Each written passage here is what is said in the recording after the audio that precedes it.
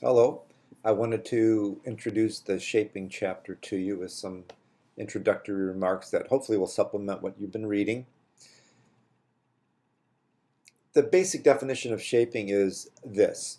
It's a process by which one systematically and differentially reinforces successive approximations to a terminal behavior. So what this means in English is that we systematically, with planning, we reinforce behaviors that are approaching some terminal behavior, and we don't reinforce other behaviors that do not get us closer to the terminal behavior. And eventually, through simply reinforcing gradual changes in behaviors, we can achieve the ultimate behavior that we're looking for.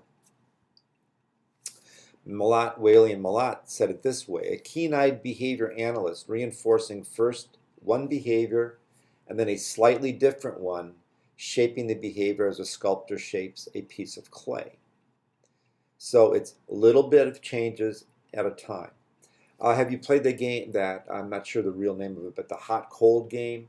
So you have some people in a room, and one person leaves, and the rest of the people decide upon a behavior they want the person to do. It might be go to the back corner, stand on one leg, and clap hands. So the terminal behavior is standing in the back left corner, standing on the left leg, right leg in the air, and then clapping the hands. So the person out of the room, who's the subject, if you will, comes back in and is told that there's a terminal behavior that he or she must do. He has no idea of what it is, but through the rest of the group clapping, as the behavior approaches the terminal behavior, hopefully we can shape the person's behavior to do it. So the person, the target, the subject starts moving around. Maybe the person moves away from the target corner while there's no clapping. But as the person takes a step or two towards the target corner, even if he's in the front of the room and the target corner is in the back left, once the person takes 2 steps towards the back of the room, we clap and reinforce that.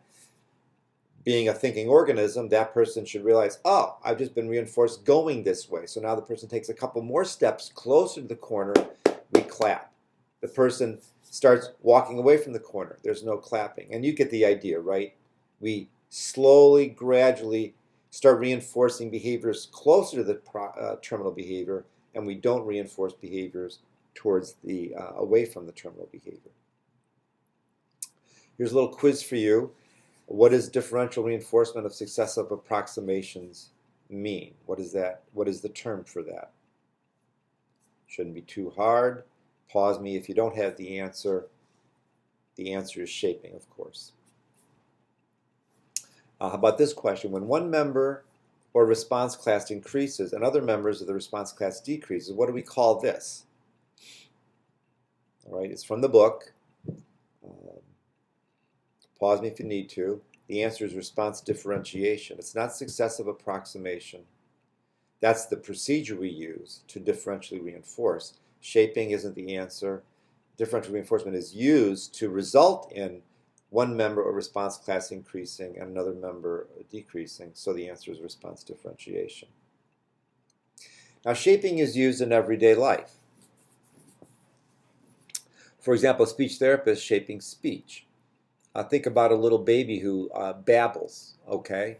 Well, once babbling is at a fairly high rate, then parents or a speech therapist would, if the target sound was a buh or daddy, then the speech therapist or parent will pay attention to babbles that sound more like daddy and not pay attention or give positive attention to sounds that are not closer to daddy, right? So maybe the baby starts saying, babby, babby.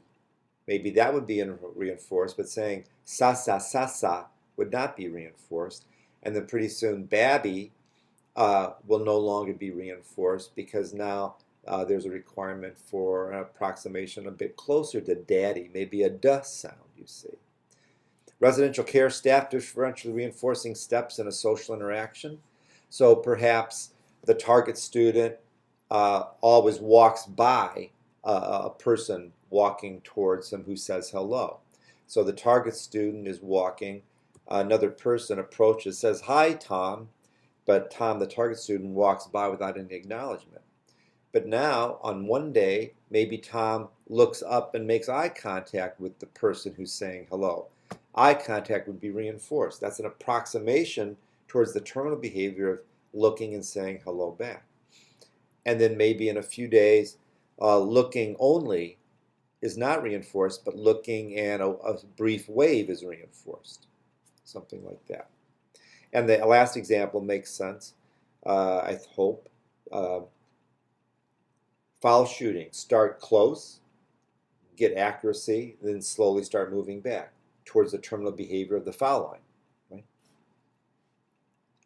So I'm going to stop here, but we'll pick up at this movie. What you're going to watch is a rat in an experimental chamber, and we're going to shape lever pressing. That'll be part 2.